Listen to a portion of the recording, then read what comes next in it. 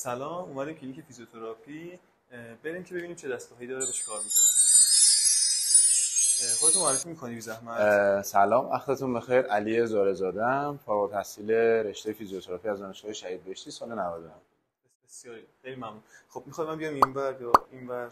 دستگاه اولتراسوند یا یو اس بهش میگیم. با استفاده از امواج صوتی که داره یه میکروماساژی توی عمق بافت ایجاد میکنه. حالا مثلا اون میزان عمقش رو میتونیم با دستگاه تعیین کنیم. اگه روی استخوان استفاده بشه میتونه مثلا پریوست استخوان، اون پوست استخوان رو یه میکروماساژ خیلی ریزی داره. گرونه؟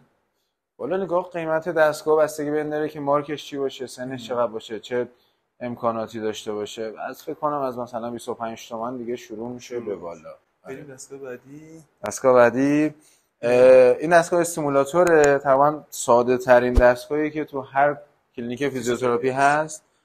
این نگاه واسه یه بیشتر مثلا کاهش درد، تقویت عضله، واسه کسایی که میرن با این دستگاه میرن. آره، هوم ویزیت میرن با این دستگاه میرن. حالا شکلاش فرق داره. این یکی دستگاه سی پی ام. خب این سی پی ام زانوه. خب پا اینجا قرار میگیره، اینجا کف پا زانو قرار میگیره. سی پی ام مثلا شونه هم داریم. این دستگاه واسه زانویی استفاده میشه که عمل شده، مثلا عمل تعویض مفصل زانو انجام داده. آره، این خودش جمع و باز میکنه زانو رو. دستگاه بعدی این دستگاه شاک ویو. خب که توی واسه آسیب‌های شدید استفاده میشه، مثلا خار پاشنه، تنیس البو، گلف البو. این تفنگشه. خب این که معروفه تفنگه اینه. این دستگاه میزنه. آره، درد داره یه کوچولو و خیلی خیلی خوب جواب میده. این دستگاه لیزر پرتوانه. خب که اون پروپش زمانی که داریم ازش استفاده میکنیم با تکونش بدیم که نسوزونه. یه گرمای ملایمی بیمار استفاده میکنه. یه لحظه استوپش کن.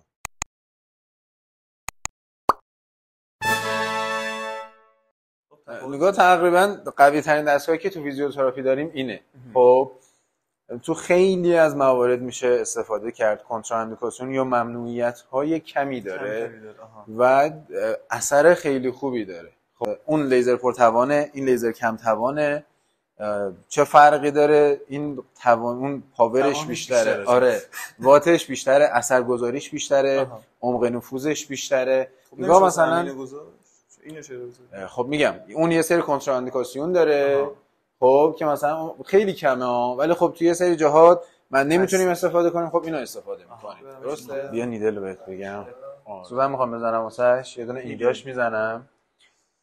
اول ضد عفونیش کردیم و اینا. حالا مستقیم بره.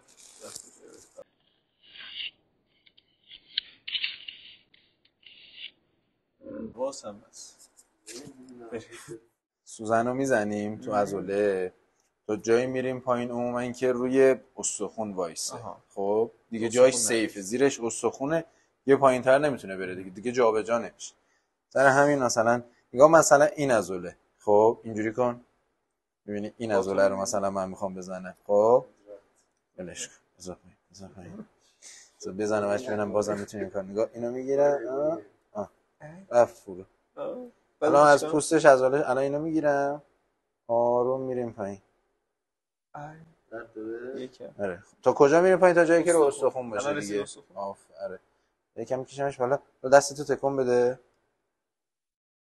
این چیکار میکنه الان؟ این گرفتگی‌های اون عضله رو آزاد میکنه. میبینی با فعالیت‌های مچت قشنگ نشون میده مثلا تو کدوم عضله است. سلامت باشی. حالی. اینا جاهای دیگه هم میزنی دیگه؟ همه جا میزنی. همه جا میزنی. همونی که تک به سوزنی میزنن اینجوری. همش. کف لگن هم میزنی. اگری باز فیزیوتراپی میزنی راضی ازش؟ چرا؟ به چند دلیل. درآمدش حالا میگم درآمدش. نگاه یکی مسئولیتش این که شیفت شب نداری. خب و مسئولیتت خیلی زیاد نیست. خدا رو شکر درآمد مثلا خونریزی نداریم، ما شکستگی نداریم، عمل نداریم، تیغ نداریم، تیغ جراحی نداریم ما، یعنی وارد بدن نمیشیم. خب دیگه اوج مثلا کار سنگینی که ما میکنیم نیدل زدنه که وارد بدن میشه و بیشتر از اون نیست. بخاطر همین مسئولیت آسیب خاصی نداره. آره خیلی مسئولیت بالایی نداری سر همین قضیه و قضیه خیلی سخت نیست. یکیش اینه. یکی دیگهش اینه که بازار کار خیلی خوبی داره. الان شما آره مثلا نگاه کن تو همه رشته‌های ورزشی میتونی فعالیت کنی. از شنا و واترپولو اینا گرفته تا فوتبال و فوتسال و بسکتبال و دوچرخه و کشتی و هر چی فکر کنی همه رشته‌های ورزشی چون که آسیب دارن همشون فیزیوتراپی دارن. خب که دونه دونه خودش فیلداش فرق میکنه، روشش فرق میکنه. یعنی اون که شنا کار میکنه با کسی که مثلا فوتسال روش‌های درمانش فرق خب آسیباش قطعا فرق میکنه. حالا شاید روش درمانا یکی باشه ولی خب آسیبا فرق میکنه، ریکاوریش فرق میکنه. به خاطر همین خب خیلی جاهای تنوع بالایی داره. یه دونه اینه تو رشته‌های ورزشیه. یه دونه مثلا تو بحث سالمندانه میتونی کار کنی، بحث خدای نکرده افتادگیه. خب خیلی سالمندا خیلی مشکلا میتونه واسهشون پیش بیاد. اون ریکاوری باید بشن دوباره برگردن به زندگی، همین که بتونه حداقل کارهای روزانه خودش رو بکنه که از اون حالت افتادگی در بیاد. این کارو میتونی بکنی. بیمارستانا میتونی وایسی کار کنی. بعد میتونیم ما زمانی که لیسانسو میگیریم ما اجازه مطب داریم و میتونیم 2 شیفت مطب وایسیم کار کنیم. حالا یا بیمارستان میتونی کار کنی یا کلینیک بزنی خودت وایسی کار کنی. و میگم چون که تنوع خیلی بالایی داره، بازار کار خیلی گسترده‌ای داره، راحته واسط وایسی کار کنی. یعنی کار پیدا کردن راحته. آره. پرستیژ خوبی داره فیزیوتراپی. آره. یعنی بعد از پزشکی دندون دارو واقعا حالا حتی با اونا هم قدم هستش از لحاظ پرستیژ و اینا، اگر بالا نباشه کم هم نیستش. و اینکه درآمدش چطوریه؟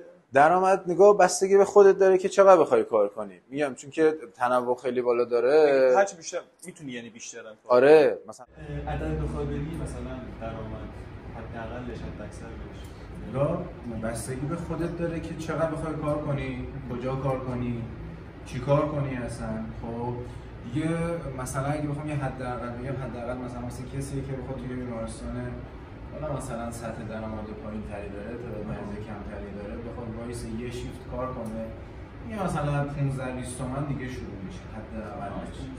آره یه مثلا میگم یه شیفت کار کنه توی بیمارستانی که تعداد مریض کمی داره، یا مثلا سرش خلوت باشه بخواد کار کنه و هیچ جای دیگه کار نکنه، هوم ویزیت کار نکنه، شیفت دومش جایی نباشه، مثلا این حداقلشه. خب ولی مثلا حد اکثرش هم خب مال کسیه که خودش کلینیک داره، مریض خوبی داره و خب قیمت خوبی هم میگیره، کارش هم خوبه. سخت نداره، سختش مثلا تا حتی مثلا هستن کسایی که ماهی 700-800 تومن هم کار کنن. قدیمیه قدیمیه، کارش خوبه، اسم و رسم داره، خب شناخته شده است. مثلا رشته‌ای که از لحاظ پولی مشکل نداره، میتونی اگه بیشتر کار همه چی بستگی به خودت داره.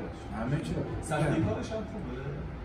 سختی کارش خیلی بالا نیست. بخاطر مسئولیت، چون که مسئولیت خیلی بالایی نداری واقعا. به نسبت اینکه بخواد خدایی نکرده مرگومیر داشته باشی، زخم داشته باشی، شکستگی، عفونت، اینجور چیزا کم پیش میاد. تو بیشتر با دستگاه دیگه نه؟ مثلا شما کارتون با دست کمتر از کار درمان میشه. نگاه ما یه 2 تا قسمت داره هر فیزیوتراپی. یه دونه اینکه چقدر رو دستگاه تکیه کنی، چقدر اینکه خودت بلد باشی و منوال تراپ باشی. منوال تراپی یعنی که با دست یه سری کارا رو انجام بدی. خب مثلا یه سری تکنیکایی که واسه اینکه مثلا من به طور مثالی عضله دچار اسپاسم شده، تو میتونی وایسی 3-4 تا دستگاه استفاده کنی. تو میتونی وایسی با دست کار کنی و این بستگی به خودت داره که کدوم جنبه رو بیشتر بررسی کنی، کدوم سمت بیشتر بری، کدوم بیشتر فعالیت داشته باشی که اون بعد قضیه قوی‌تر باشه. خب قطعاً فیزیوتراپی که با دست کار میکنه خیلی وابسته به دستگاه نیست، توانایی بالاتری داره خودش، درک بهتری داره نسبت به قضیه. باش خیلی لطف کردید. سلامت باشید. زحمت کشیدید. ممنون از شما توصیه ما رو داشتید و تا آخر ویدیو ما رو همراهی کردید. خیلی ممنونم ازتون. خدا نگهدار.